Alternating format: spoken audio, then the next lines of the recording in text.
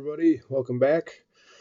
So, as you can tell, it's been a while, and before I get into my last little video on prayer, I just want to kind of acknowledge what has happened and why this is done, why it took so long. And I started really kind of looking at my life, and I'm sitting here preaching and teaching how we should have a dedicated prayer life to God, and I started looking at my life and how big of a hypocrite I was. I'm telling you to stay faithful in prayer and keep that open line of communication with God, but here I wasn't doing it myself. And I want to get into this because of how quickly it happens. Once you start kind of falling away from having that faithful line dedicated to God and keeping that open communication with Him, how fast we can just give right back into our desires of this earth. The flesh is so weak, and with me, it wasn't turning back to, alcohol or any kind of drugs or anything, but it's just like laziness and losing that dedication to and commitment to, giving myself to Him, and just how quickly you can lose that and turn around. And that's why I just wanted to share with why. And I had to get back in. I had to almost dedicate myself to having that prayer time, getting into it deep every single day and multiple times a day, just talking with Him and, figuring out why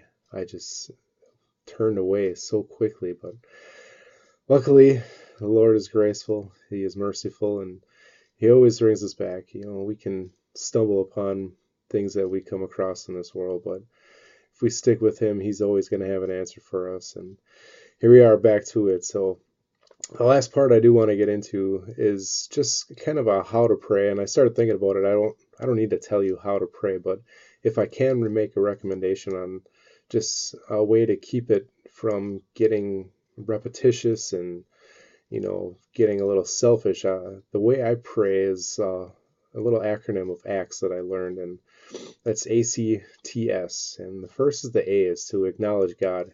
When you first start your prayer, you want to acknowledge Him in everything that He is, in all His glory, the omniscience, the omnipotence, everything He has, because He is the provider, He is the protector, He is the guide in our lives, and we need to acknowledge Him before we get into anything about ourselves in prayer. That's going to bring us into C, which is our confession unto Him.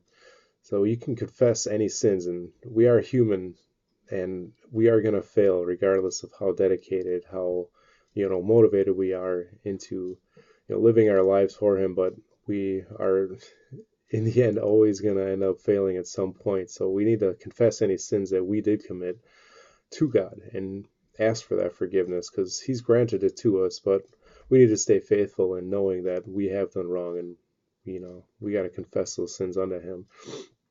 Third is T, and that's going to give thanksgiving for everything that we do have. And this is not just for the big miracles, the big blessings, the healing hands that have come across, but every daily little blessing from, just waking up in the morning and simply just having the stuff we did, because He's the one who has given this all to us. So we need to be forever in thanks, and just always giving thanks unto Him for everything He's given, everything He does, His watchful mind, for always being there, for just constantly being gracious and patient with us, because we are incredibly impatient as humans, and we just need to be thankful for how He will always stand by and help us out and always be there for us. And then we can get into S, and that's going to be your supplication. If you have any kind of issues going on, or there's a person in your life that needs help with something, that's when we can start asking for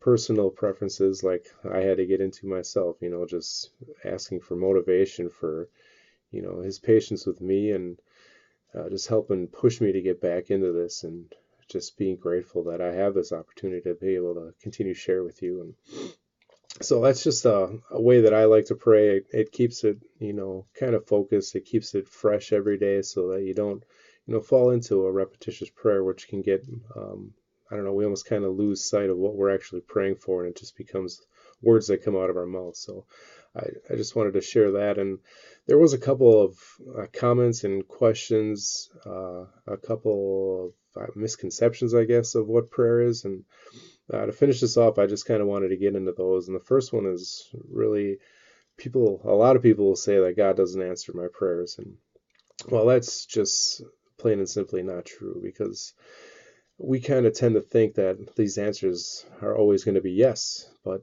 if God always answered yes, it would leave nothing for us to be able to do for ourselves. And there are, from what I've learned, there's two other answers to prayer, and that it's not just yes, but it's going to be not yet. Like, we need to wait. We need to go through a trial to, find out why we need what we need. Or it's going to be, I have something better for you. So sometimes when you're asking for something that isn't quite part of what his will is, he's going to find something else to give us that's going to replace that request. So there's not always going to be that yes answer. And that's where we need to be able to look past that and know that there is something better, or there is a different way of going about what we're asking for. And we just need to keep dedicated to that. And I guess, I don't know, there's so many other little topics to get into, but that was the main one I really wanted to go over, is that he does always answer prayers, and we need to continuously look for his true answers to be part of his will, not ours, because even Jesus was looking at, God's will. He said, Father, my will be, or your will be done, not mine. So that's how we need to keep our focus, is that we need to go by his will, not ours. We can't be asking for a bunch of things. And I guess another one is that, some people call them wishes and he doesn't grant them, but it kind of goes back to with his will as well, that, if we're just sitting here asking for millions of dollars and Ferraris to be parked in our driveways, it's just not going to happen. Maybe once in a great while, 1 in 1 billion, it will actually come true. But, it's, how are you going to glorify God if you all of a sudden become an instant millionaire overnight?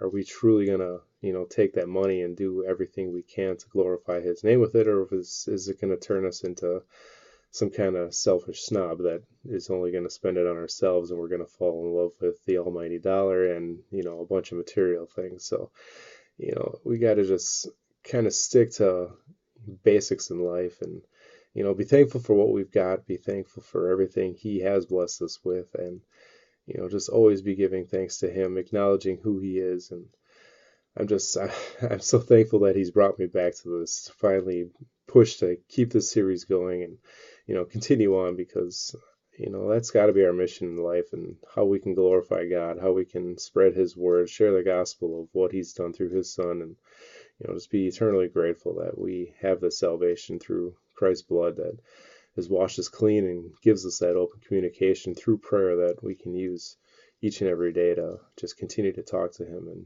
just be gracious for him. But I just thank you for watching again. Give all the glory to God and give thanks unto him for just pushing and never giving up, and always having patience with me. And we'll get into a new topic hopefully here next week. And if you do have any comments, let me know, or any suggestions, let me know. I will be praying very diligently to figure out how we want to take this. So once again, I thank you for going, and God bless all of you.